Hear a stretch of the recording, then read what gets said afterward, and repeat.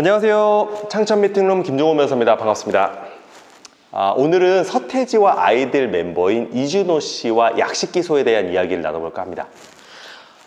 이준호 씨 다들 아시죠? 저희 때는 정말 서태지와 아이들, 이준호 씨 하면 정말 다들 열광의 도가니였는데요. 이 검찰이 지난 2일 그룹 서태지와 아이들 멤버였던 이준호 씨, 본명은 이상호 씨인데요. 이준호 씨에게 특수폭행과 재물손괴 혐의로 벌금 100만 원형의 약식명령을 청구했습니다. 이준호 씨는 지난 9월입니다. 9월에 서울 용산구의 한 주점에서 컵으로 주인을 폭행을 하고 맥주잔을 던져 깨뜨린 혐의를 받고 있는데요. 여기서 약식명령이란 법원에서의 공판 절차를 거치지 않고 서면 심리만으로 법원에 벌금, 과료, 몰수형을 부과하는 명령을 의미합니다. 조금 더 풀어서 설명을 드리자면 형사 절차는 크게 경찰 단계의 수사 단계, 그리고 검찰 단계의 수사 단계, 마지막으로 법원에서의 재판 절차, 이렇게 3단계로 이루어지게 되는데요. 경찰 단계, 검찰 단계의 그 수사 절차가 마무리가 되고 이것을 법원에 넘겨서 재판을 받게끔 하는 것을 기소라고 합니다. 즉, 검찰이 법원에다가 어떠한 재판을 요청하는 행위라고 이해하시면 될 것 같아요. 이렇게 검찰이 법원에 기소를 하게 되면 그때부터는 피의자가 피고인으로 되고요, 재판을 받게 되는 것입니다. 물론 법원의 최종적인 유죄 확정 판결이 내려지기 전까지는 피의자건 피고인이건 전부 무죄 추정 원칙에 따라서 무죄로 추정이 됩니다. 여기서 기소의 방식이 총 2가지가 있습니다.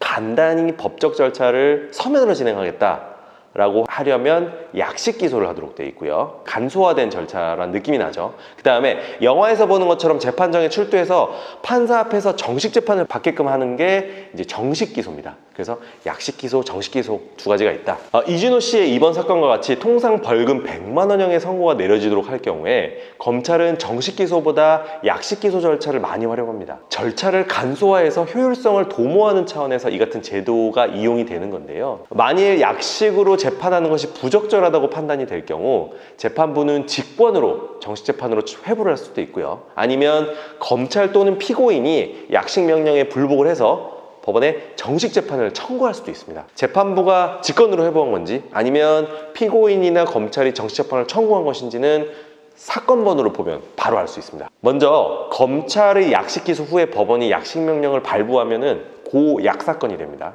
약식에서의 약자. 그 다음에 법원의 약식 명령에 대해서 검찰이나 피고인이 정식 재판을 청구하게 되면 사건 번호가 고정이 됩니다. 정식 재판에서의 정자고요. 그런데 그 검찰의 약식 기소에도 불구하고 법원이 직권으로 정식 재판으로 회부하게 되면 이때는 사건 번호가 고단이 됩니다. 단독 사건에서의 단이 되고요. 그래서 참고로 하시면 도움이 될 것 같습니다.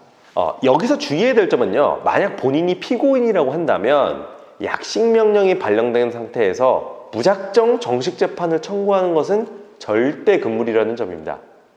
예전에는요, 정식 재판으로 가더라도 불이익변경 금지 원칙이라는 것이 적용이 돼서 피고인에게 더 불이익한 결과가 나오진 않았습니다. 쉽게 말해서 약식 명령에서보다 정식 재판으로 넘어갔을 때 더 엄중한 처벌을 받지 않았다는 겁니다. 쉽게 말해서 벌금 액수가 더 올라가지 않았다.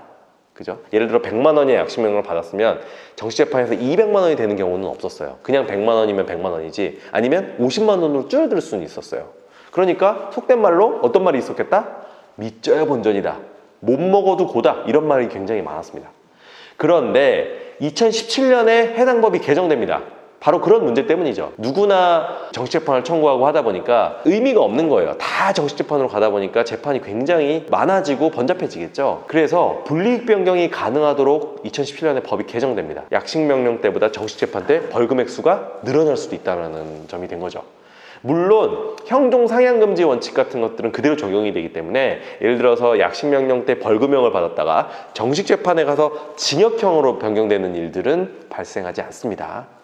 참고로 알아두시면 좋을 것 같고요. 한편 이준호 씨는 앞서서 2018년이죠. 사기죄, 강제추행죄로 대법원까지 가는 재판 절차 끝에 징역 1년 2개월에 집행유예 2년을 선고받기도 했었는데요. 저희 세대 모두의 우상이었던 이준호 씨가 앞으로는 더 이상 이와 같은 불미스러운 일을 일으키지 않으셨으면 하는 바람입니다. 이상 창천미팅룸 김종훈이었습니다. 저희는 또 알찬 내용으로 찾아뵙도록 하겠습니다. 감사합니다.